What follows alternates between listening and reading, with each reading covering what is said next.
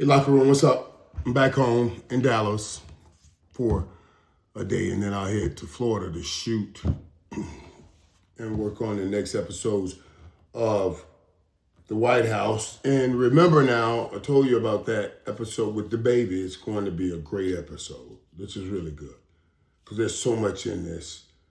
I told you about he's talking about what happened, with his situation when he comes in the situation room that happened in the White House. So I'm looking forward to sharing that and showing you guys and talking about it. He's just, he gets pretty open and honest, and I like that. And I like that. But also, let's talk about what's going on too. I mean, that combine and all the talk that's coming out of the combine. And I want you guys to understand what happens here. Or at least let me share you my thoughts of what happens or what I've seen over the years of what happened. Everything that's going to happen in the following upcoming year, it all starts at the combine. All of the deals are put in place at the combine. And coming out of the combine, there's some things I want to illuminate. People are now talking about, of course, the Dallas Cowboys put the non-exclusive franchise tag on George Pickens. Why is that important? The non-exclusive franchise tag says you get the right to negotiate with other teams.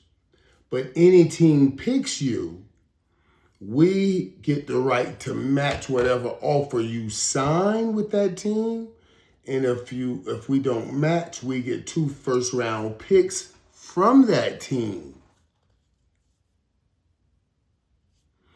It gives you a little lesser number than exclusive franchise tag. An exclusive franchise tag says they can't negotiate with any other team. We won't allow the number to get to a stratosphere that is somewhere where we can't match. 2 things are important in this. I'm going to tell it to you. Them placing the non-exclusive says, okay,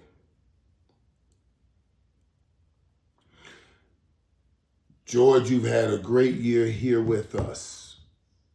And because of that great year, your representation may think, oh, well, we can get this number for George. But your great year was here with us. And since it is who it is, and we don't have favorable relations with that person, we're going to help ourselves out by putting a non-exclusive franchise tag and tell you to go negotiate with other teams. Now, other teams are still thinking, and I'm just saying, about the Pittsburgh George Pickens. And they don't know if this was a one-off or one-off. 1 year you will have this kind of a year and it doesn't happen again. So they have to mitigate and measure. Do I go to $40 million a year for a George Pickens? And it won't just cost me $40 million. It also is going to cost me 2 first-round draft picks, you see, for George Pickens. Now, does his physical capabilities say he's worthy of that? It does to me. But does his standings in the league make a team comfortable doing that? That's where this game is being played. See, instead of Jerry fighting David Mulugeta on some number that he knows they're going to be new stratosphere in, he says, let the market dictate. Let the market dictate this number. Go see what you can get from someone else. Now, a couple of things. Jerry said at the combine, expect to be spending, they expect to mortgage some of the future for the now because he wants to take advantage of Dak's career.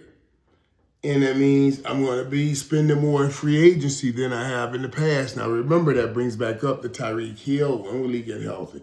Or the Mike Evans. Is he really healthy? To put into play with the George Pickens, so I feel like I got a win-win either way. If I lose George, I'm getting 2 first-round draft picks. And I have 2 first-round draft picks right now. It's a hell of a package. It's a hell of a thought. And there's so much you could do with that.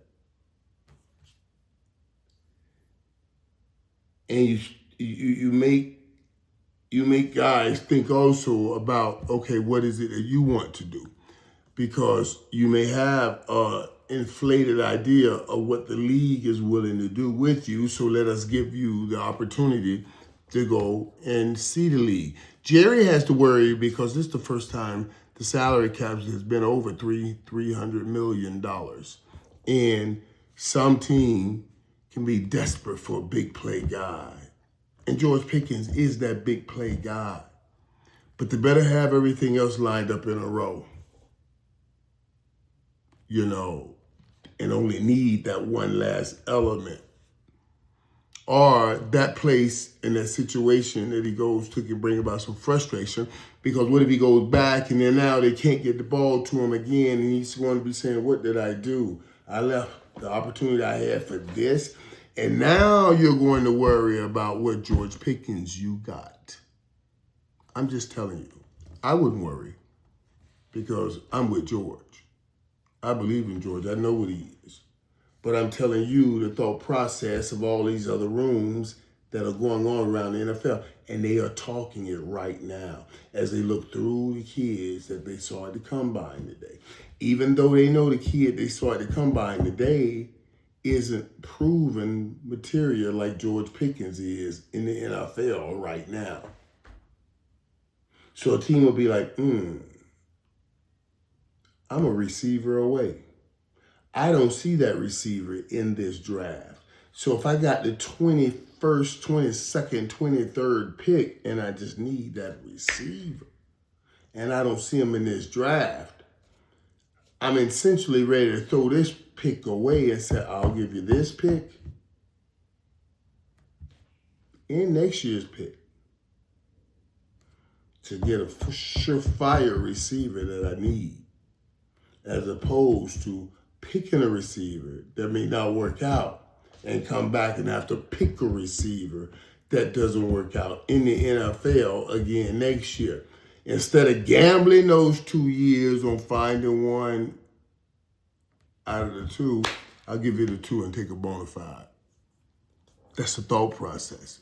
And that's a hell of a place for a team to be for George. You know what I mean? With the other things that people have said out here about George, I don't have those doubts. And I know Dallas don't have those doubts. And I'm happy, I'm so happy that I heard that Jerry and those guys pulled George in before they made this tag and put this tag on him. That means they're trying to explain to him, like I said to you. See what I'm saying, locker room? Like, I want you to understand, Pittsburgh didn't want to offer you anything. Or they certainly were not ready to offer you anything long-term because they didn't believe in you. But we do. We showed you how we see your ability and what we want to do with you. Now, we're going to put a non-exclusive franchise tag on you because we want you to see your value and not think we're trying to take advantage of you, like your agent may be telling you.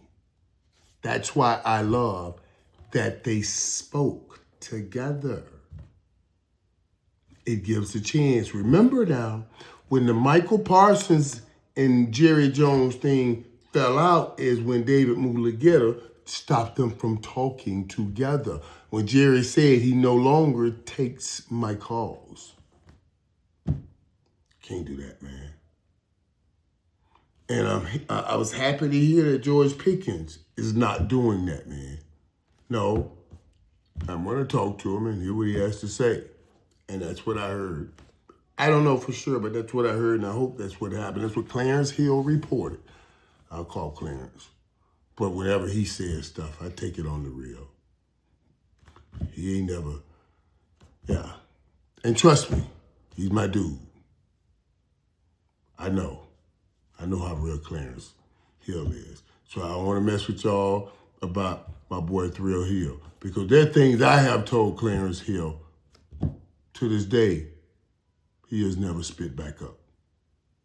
So I trust him when he says they had a chance to meet and talk. And I'm telling you, that's so important. This is going to be an interesting run.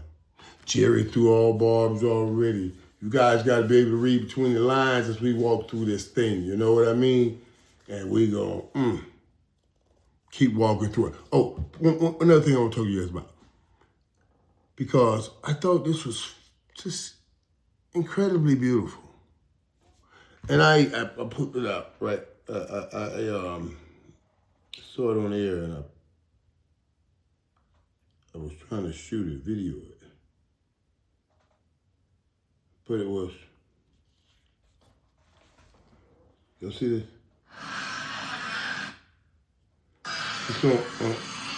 Y'all see that girl right there, the little girl right there? Shoot pool on inside the NBA, Charles Barkley and them. Dude, that was gold to me right there. Oh man, I gotta find that little girl, man. I gotta find that little athlete right there, man. She was shooting like a little star. I was like, that was cool, y'all. That was cool right there. See, that's what I want to work things like that in my show over there on Netflix, where I'm bringing what I call like the kid playmaker.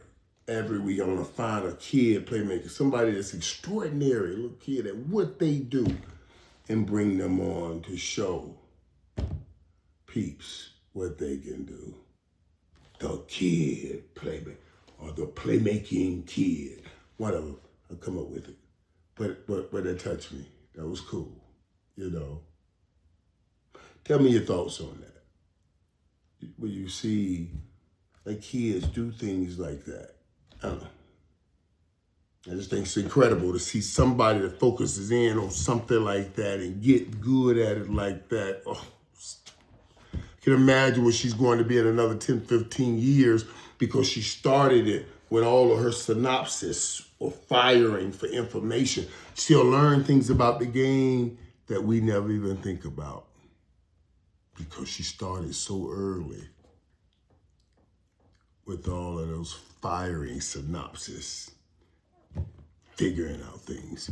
It'd be interesting. I'm gonna look into that, because I think it's fascinating. I think it's incredible. You know what I mean? The incredible kid playmaker, playmaking kid, something. I gotta come up with a name for it. All right, locker room. I gotta get ready. I'm here tonight because I wanna go to church Sunday morning, and then I gotta fly to Miami. But it's right now time to go crash for a moment. God bless, peeps.